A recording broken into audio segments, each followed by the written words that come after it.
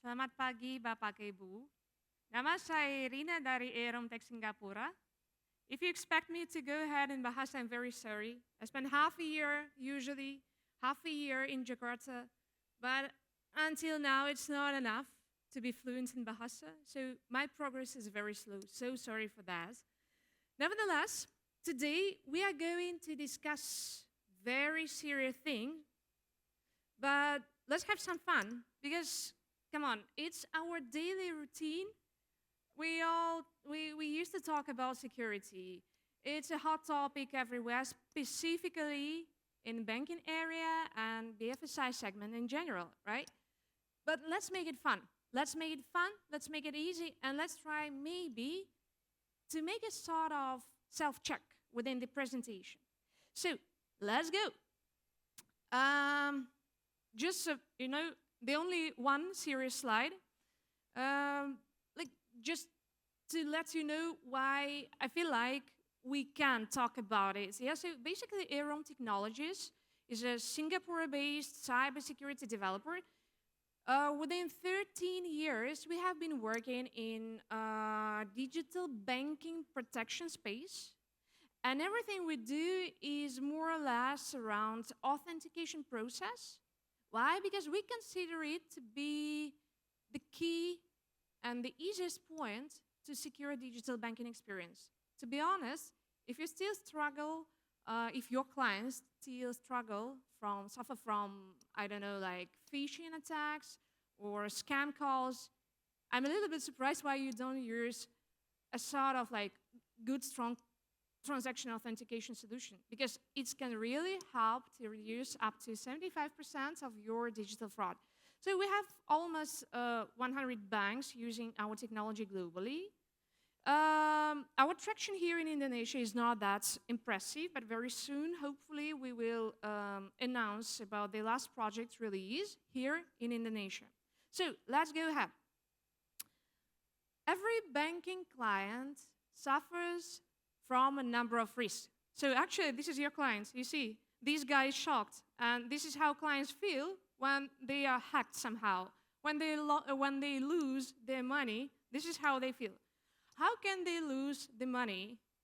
Well, of course, scam calls. Scam calls from the fake banking security service. Hey, provide us with OTP. Don't use OTP. There will be no scam calls, actually. Yeah, seriously, yeah. Another risk is like phishing. Phishing is a separate topic, and we are going to discuss it today and how you can protect yourself with using only one strong like authentication solution. Of course, ATM fraud. Welcome to Bali, for example. Yeah, every place where, which is supposed to be a kind of touristic place, usually ATM fraud is very popular. So while Bali is supposed to be one of the very, attractive to tourists, specifically international tourists, that's why a lot of stories about it. But I love Bali on my own. Yeah. So Trojans, man-in-the-middle attacks, SIM swapping attacks so that actually leads to account takeover. Yeah, and of course OTP bypassing. So you know how your client actually feels about that? Like this. It's like, oh my God, I'm giving my money to these guys, but they cannot protect me from all of these, this sort of company. What should I do as a client? I'm giving you money. So is there any chance to solve all of these problems at once? Of course, there is no universal, universal solution that's going to help you to solve all your things. Of course, you can create different risk models, different types of, and consider different types of attacks to be critical for your business, right? But actually, what we would strongly recommend to do is just to take a look at strong client authentication. You may say, okay, this is like something usual and simple. Why are you talking about it? Well, that's a good question. Let's take a look at the global experience in this area. Yeah. So this is how authentication process mostly looks like. Yeah. For web-based like internet banking solutions, usually it's like either hot token, SMS OTP, some OTP tokens maybe, yeah? Soft tokens, I mean. For mobile, here in Indonesia, usually it's a combination of MPIN, maybe with Touch ID and Face ID, and some key-based authentication mechanism behind it. Seems to be good, but still all of these methods have vulnerabilities, and that's why your clients actually have phishing attacks, for example, yeah? So if we take a look at the global experience, even in this region, in this macro region, yeah, mostly, for example, banks already moved from SMS OTP. For example, in Thailand, it's not a sort of regulation stuff, yeah? It's a sort of like big banks, they simply agreed, okay, we are going to move from SMS. That's fine. Here, SMS is not that popular. You already moved to a different sort of authentication mechanism. But anyway, yeah, the same trend in Malaysia, in Singapore, so that's pretty good. You would take a look further, you know, SMS, of course, it's already a little bit outdated, and we are not going to focus on it. But for example, how do they solve this problem in European Union? Several years ago, they launched a new regulation, like PSD2 regulation. And the points I would like to highlight within it is that it's okay to use SMS OTP. They consider it to be that time. But the point is that transaction content should be visible to the client. That's why banks decided to move from SMS OTP, because it's too costly to pay for this long text in SMS, so it's better to use better solution which cannot be bypassed that easily. Okay, let's take a look at another example. For example, Pakistan. Pakistan is not the strongest economy, but at the same time, last year, they got a new regulation. And this regulation is about a new authentication approach as well to reduce fraud. And two key points over there that we consider to be really interesting. The first point is it's okay to use OTP technology if OTP is not retyped, like out of fetch, you know, like if it is out of fetch and nothing should be done manually by the client, it's fine. And another point is the device should be identified and bound with the client. Only in this case, it's a good way to protect from account takeover. So this is how they consider it to be. So what does it all mean? Actually, it's a sort of like, you know, long way when we move from like static passwords or just SMS, OTP, OTP tokens to better solutions without any easier and without any issues. Yeah, but there should be something next, because we need to protect the clients, right? So the question is, there should be something new, but what are these? In our perspective, there should be three main points that you should consider when you are talking about digital banking protection, digital transaction protection. The first one, obviously, uses a sort of key-based technology. But basically, if we're talking about private-public key structure and everything, somehow it happens that mostly banks prefer to store private keys on their side. Actually, of course, we understand that it's a sort of approach, and it has some reasons behind it. But to be honest, it's vulnerable to internal fraud, right? It's vulnerable to direct attack on the server side. What if you store the private key on the client side? So in this case, clients, actually, it's fully client's responsibility to take care about the private key. This key should be stored like encrypted and well protected on the device, yeah, right on the smartphone. This is point number one. The second component is that transaction visibility that is used as one of the strong points in some regulations, yeah, like in some countries. It's a good point, because when you provide visibility, if you create a transaction confirmation with a linkage to transaction content, it gives a visibility to the client. So for example, if I follow the phishing link, I see which exact transaction I'm going to confirm. I have this visibility. That's good for me as a client, yeah? And of course, device identification. Not only device ID, but you already can monitor lots of technical things that are going on the device. So all of these components should be, in our perspective, combined in one solution, and this is actually called Pay Confirm. So this is how we do that, and based on our experience, our clients could reduce their fraud within a half a year, like by 75%. It's very good, it's very good traction, it's very good results, and it's not a sort of like only one client had it, yeah? So it's a sort of like general results, common thing for our clients. So let's take a look at how we can do it from the tech perspective, and then we will focus mostly on cases.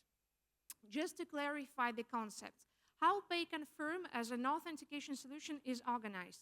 Basically, it's like client-server architecture solution, which means that server is supposed to be installed on the bank side. Obviously, because we deal with sensitive data, and of course, you would prefer to keep it inside, right? Client side can be provided as a standalone token or mobile SDK in your banking application. So, solution is based on asymmetric cryptography.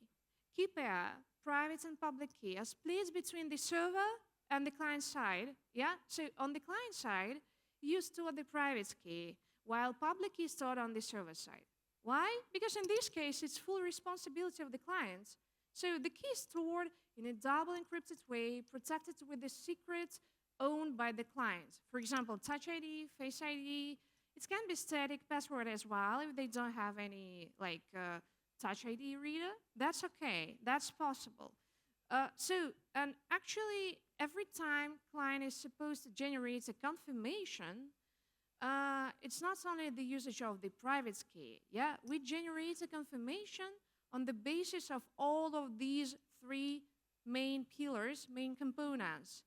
So, for example, there is a confirmation request that came to the application. Yeah. So, one client just tapped confirm and use the fingerprint to unlock the private key. In fact, he generates a sort of digital signature which is linked with the exact transaction content and timestamp. So this is about visibility of the transaction, details, and device fingerprint. By device fingerprint, we mean a set of unique device characteristics that are relevant only to this device. So, for example, if someone else is trying to get access to my accounts, knowing my credentials, it can be easy to identify. First, as a user, I will receive a confirmation request, and I will see that someone is trying to get access to my banking account from a different device, because only me owning the private key. So, seems to be maybe a little bit complicated, but from the client perspective, it's just one tap. So, no PIN retype every time you make a money transfer, but lots of security behind it. You may say, okay, that's all good, but this is only for mobile. How's about the rest of the channels? No problems. Mobile device is something that you always keep with you. You can forget or leave at home your plastic card, banking card, yeah, but you will always keep mobile device with you because actually your whole life is over there. So this mobile device can be used with this technology inside, can be used not only for mobile channel, but for omni-channel. So it can be used to confirm a transaction in internet bank, or for example, some online payments, or even like phone banking.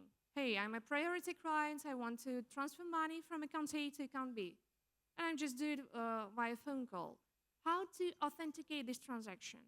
With a simple OTP is not a good way because it's very easy to bypass, to hijack any OTP technology.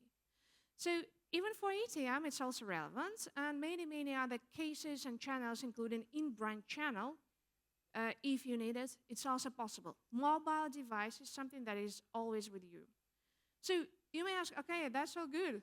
We were happy to listen about your technology, but how can it help us? Yeah, so I completely understand your question, like how can it help me? So how can it help you? Let's take a look at some cases that are very relevant to to the world in general, to every country, but to Indonesia in particular. Yeah. So let's talk about phishing. This is a big fish, and this big fish is your clients actually. So we all understand that there are several phishing scenarios. One of the phishing scenario is the favorite one: installation of some spyware through a link in email or wedding invitation. Wedding invitation is a sort of like real pain point, specifically here, because you know this big fish has a lot of relatives, and this big fish has a lot of friends, and of course, maybe someone shared a wedding invitation. For common people, it's like, okay, it's time to celebrate. Of course, I'm going to open, but it's APK installation. So what to do in this case? If you consider it to be only an Indonesian thing, not really. We had the same in Singapore, actually. So, but there it was taxpayer authority. It was a letter from a taxpayer authority with a phishing inside. Yeah. So how can we help with this? Let's take a look. So, for example, your big fish installed this spyware on the device. What may happen then? Yeah, actually, usually the spyware captures all the information, all the credentials, all the OTPs, or whatever you have in your digital bank to get access to the client's banking accounts. Yeah. So with our technology, or a sort of technology that combines all of these modules, what you can get? First of all, you will get information about the facts of installation of such a spyware on the device through the proper device fingerprinting. You even don't need a advanced technology for anti-fraud. Anti-fraud is good, but if you just need a universal, very minimal step forward to get the maximum result, so you need an effective solution. If you have these components, it will help you because, for example, in our technology, in our solution, we monitor, we can capture up to 70 parameters about the device.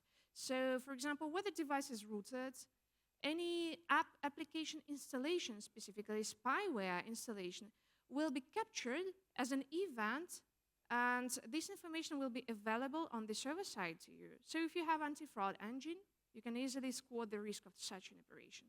So with this authentication, you can get it. Yeah, as well. Anyway, no problems. Your clients will not wake up in the morning with a zero bank account balance. Why? Because to confirm a transaction, private key should be unlocked without the interaction with the client. It's not really possible, or it's very hard to get access to the banking account. So the key should be unlocked first.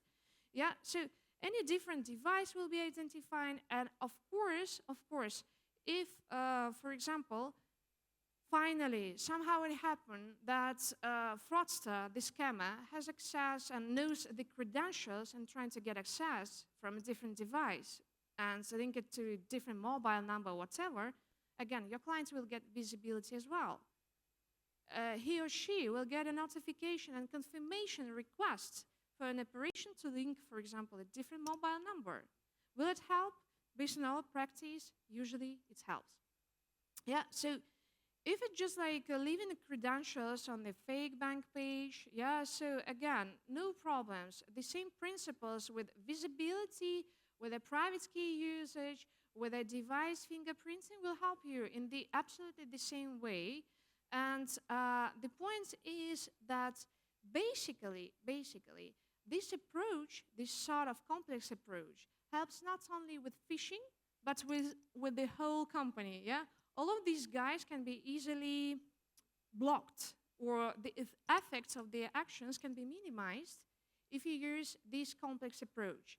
For example, scam calls. Okay, they're asking for OTP. We do not use OTP in our scenario at all. There is no OTP in our scenario. No OTP hijacking. No scam calls, right? Man in the middle as well, So, for example, if we're talking about phishing, we already discussed it, right? If we're talking about ATM fraud, do you understand that actually you can use the same technology with the ATM? You come to the ATM, you scan it, you scan the QR, for example, on the ATM interface. and confirm it from the device. Your device is always with you, so no card fraud, yeah? So monitoring of all the activities on the device will help you to protect from any sort of malware installed. Like key-based technology in combination with visibility will help to protect from man in the middle, because what you see is what you sign, no data can be changed. SIM swapping is also not really relevant anymore. So basically, your clients will become from these stressed up clients will turn into the happy clients. And what we always hear is, okay, that's fine, we have the same. Okay, that's fine, just a double check. We strongly believe that you have the same, but just try to make a double check if you really have all of these 3 modules installed, yeah?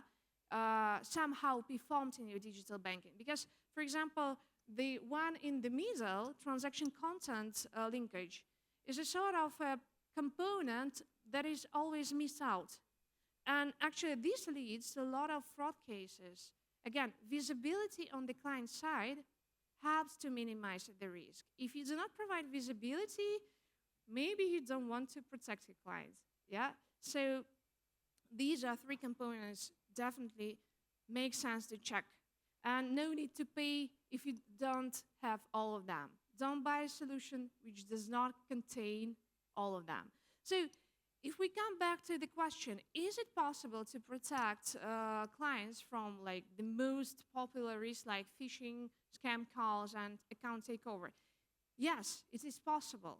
Keep your clients happy, use proper technology, and if we can support you somehow, we are here, we spend a lot of time here, we have good partners here, and we are always open to discuss any of your existing tasks. Thank you so much.